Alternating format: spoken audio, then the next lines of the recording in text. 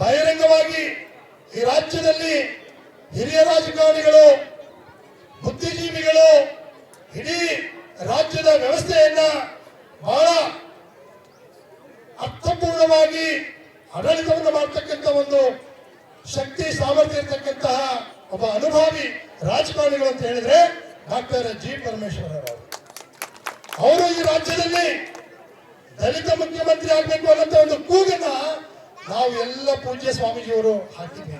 ಇದು ನಿನ್ನೆ ಮೊನ್ನೆಯಲ್ಲ.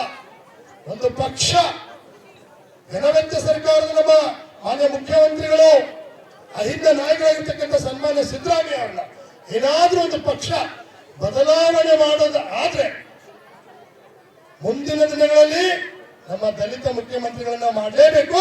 ಅದು ಡಾಕ್ಟರ್ ಜಿ ಪರಮೇಶ್ವರ್ ಅವರನ್ನ ಮಾಡಬೇಕು ಅಂತ.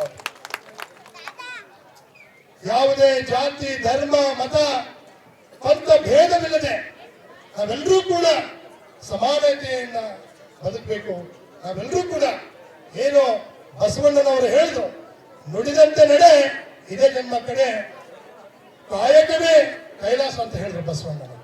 ಪೂಜ್ಯ ಸ್ವಾಮೀಜಿಯವರು ನಮ್ಮ ಸಿದ್ಧಗಂಗಾ ಶ್ರೀಗಳು, ನಡೆದಾಡುವ ಶ್ರೀಗಳು ಹೇಳಿದ್ರು. ಪೂಜ್ಯ ಸ್ವಾಮೀಜಿಯವರು ಈ ಬಂಜಾರ ಸಮಾಜ ಕಾಯಕ ಸಮಾಜ. 12ನೇ ಶತಮಾನದಲ್ಲಿ ಬಸವಣ್ಣನವರು ಹೇಗೆ ಕಾಯಕದಲ್ಲಿ ಕೈಲಾಸವನ್ನ ಕಾಣಬೇಕು ಅಂತ ಹೇಳಿ ಏನೋ ನಮಗೆ ತೋರಿಸ್ಕೊಟ್ರು, ಅಂತ ಒಂದು ಮಾರ್ಗದಲ್ಲಿ, ಅಂತ ಒಂದು ಸಿದ್ಧಾಂತದಲ್ಲಿ ನಡೆದಿರ್ತಕ್ಕಂಥ ಸಮಾಜ ಅಂತ ಹೇಳಿದ್ರೆ ಇವತ್ತು ಬಂಜಾರ ಸಮಾಜ ಅನ್ನೋದನ್ನ ಪೂಜ್ಯ ಸ್ವಾಮೀಜಿಯವರು ಕೂಡ ಹಿರಿಯ ಶ್ರೀಗಳು ಹೇಳಿದ್ರು. ನಮಗೆ ಒಂದು ಬೇಸರ ಇದೆ, ಈ ವೇದಿಕೆ ಮೂಲಕವಾಗಿ ನಾವು ಹೇಳಬೇಕು ಡಾಕ್ಟರ್ ಜಿ ಪರಮೇಶ್ವರ್ ಸಾಹೇಬ್ರಲ್ಲ, ಪ್ರತಿ ಸರ್ಕಾರದಲ್ಲೂ ಸಂಪುಟದಲ್ಲಿ ಒಬ್ಬರು ಸಚಿವ ಸ್ಥಾನದಲ್ಲಿ ನಮ್ಮ ಬಂಜಾರ ಸಮಾಜ ಇರ್ತಾ ಇದ್ರು. ಆದ್ರೆ ಈ ಸರ್ಕಾರದಲ್ಲಿ ನಮಗೆ ಕೈ ಬಿಟ್ಟಿರೋದು ನಮಗೆ ಬೇಸರ ಇದೆ. ಸಂಪೂರ್ಣವಾಗಿ ಈ ಬಂಜಾರ ಸಮಾಜ ಇವತ್ತು ಕಾಂಗ್ರೆಸ್ ಸರ್ಕಾರ ರಚನೆ ಆಗಲಿಕ್ಕೆ ಇವತ್ತು ಸರ್ಕಾರ ಬಂದಿದೆ ಅಂತ ಹೇಳಿದ್ರೆ ಅದಕ್ಕೆ ಸಂಪೂರ್ಣ ಆಶೀರ್ವಾದ ನಮ್ಮ ಬಂಜಾರ ಸಮಾಜ ಮಾಡಿದೆ. ಇದನ್ನ ಸರ್ಕಾರ ನೆನಪಿಟ್ಕೋಬೇಕು.